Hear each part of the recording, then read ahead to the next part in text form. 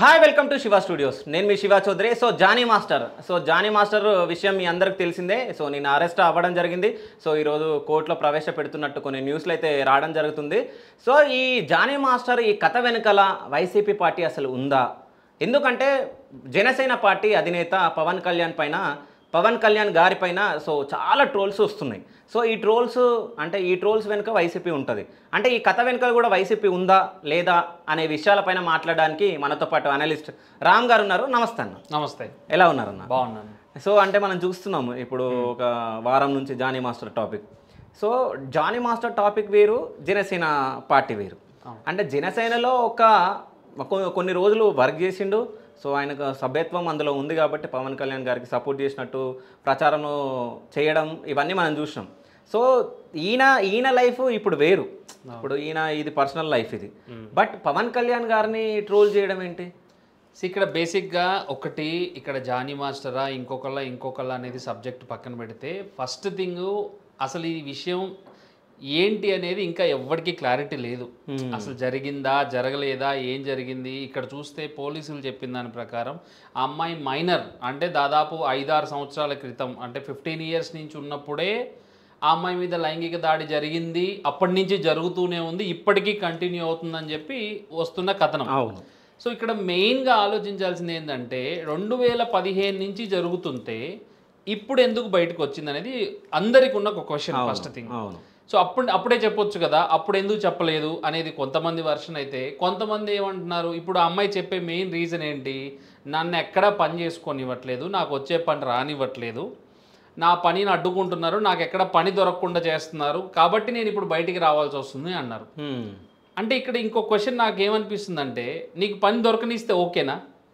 ఇప్పుడు అమ్మాయి మెయిన్గా మెన్షన్ చేసిన పాయింట్ ఏంటి, నాకు ఎక్కడ పని దొరకనివ్వట్లేదు, నాకు ఏ పని చేసుకోనివ్వట్లేదు, కాబట్టి నేను బయటికి రావాల్సి వచ్చింది అన్నారు.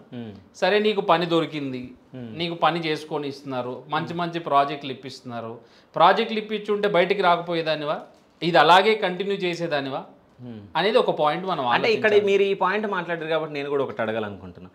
అంటే అమ్మాయి కూడా నాది కూడా తప్పు ఉందని చెప్పేసి అనుకొని ఎవరికి చెప్పకుండా ఉందేమో ఇన్ని రోజులు. దట్ ఈస్ వాట్ నేను అదే అంటున్నాను.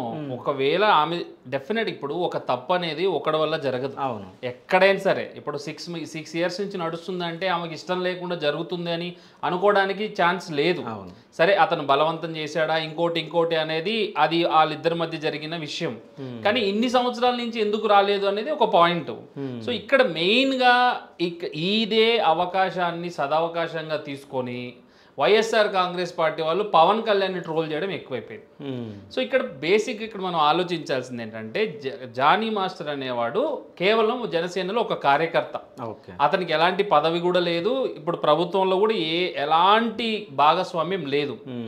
కాకపోతే ఇక్కడ కేవలం జానీ మాస్టరు పవన్ కళ్యాణ్కి అత్యంత సన్నిహితుడు అనే ఒక కారణం, at the same time Jani మాస్టర్ను ఉపయోగించుకొని పవన్ కళ్యాణ్ మీద దుష్ప్రచారం చేసి పవన్ కళ్యాణ్కి చెడ్డ పేరు తీసుకురావాలి అనే ఒక దురాలోచన కూడా ఉండొచ్చు.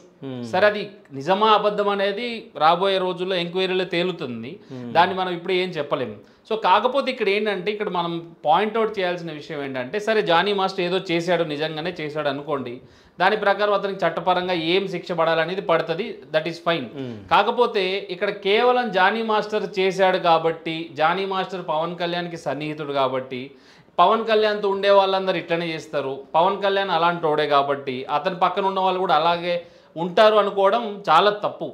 ఎందుకంటే సింపుల్ లాజిక్, మీరు ఒకవేళ ఈ విధంగా మాట్లాడితే ఇప్పుడు మీకు అది ఇన్సిడెంట్ ఎప్పుడైతే బయటకు వచ్చిందో ఇమీడియట్గా వితిన్ మినిట్స్ అతన్ని పార్టీ నుంచి సస్పెండ్ చేస్తున్నట్టు లెటర్ రిలీజ్ అయిపోయింది. అతనికి పార్టీకి ఎలాంటి సంబంధం లేదు, దూరంగా ఉండమని చెప్పారు. ఎంత కమిట్మెంట్తో ఉంది party. That is very good decision taken by Janasena party.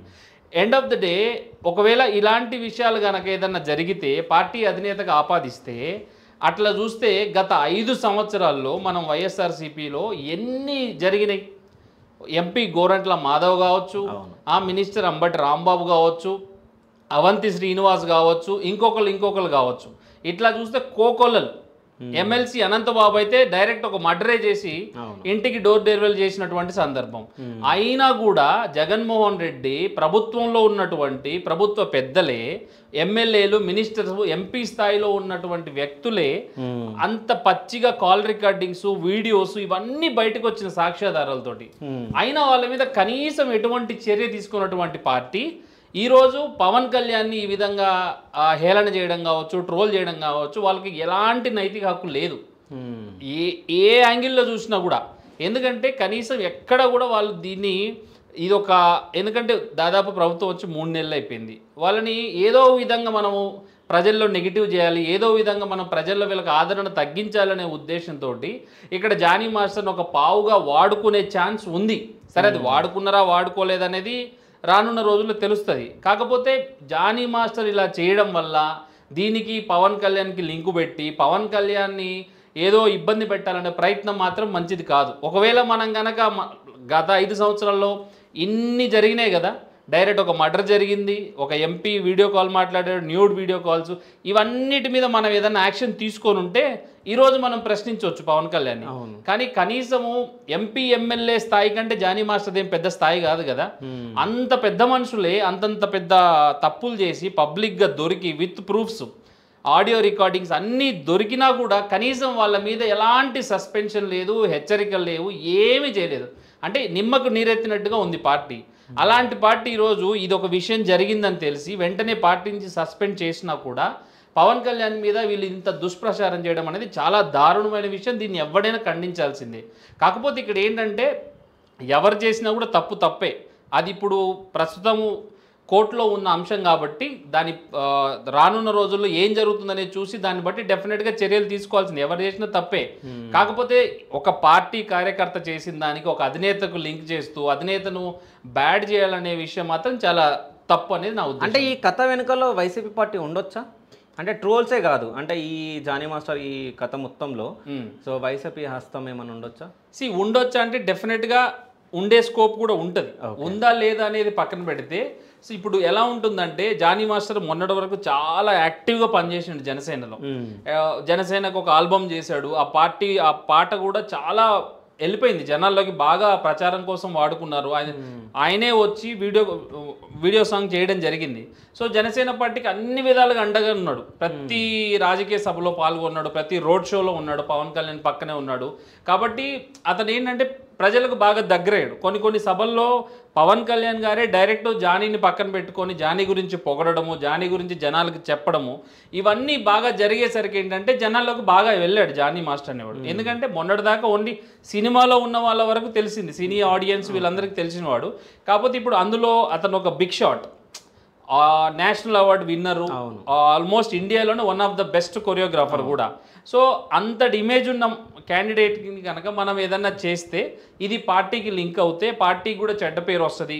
So దీనివల్ల ప్రజల్లో ఆ పార్టీకి ఉన్నటువంటి ప్రజాభిమానం కావచ్చు ఇదంతా కొంచెం తగ్గించే ప్రయత్నం చేయొచ్చని, చేసే అవకాశం లేకుండా అయితే పోలేదు. సరే, నిజంగా చేశారా చేయలేదా అనేది ఫ్యూచర్లో తెలుస్తుంది. So thank you so much అన్న, థ్యాంక్ యూ.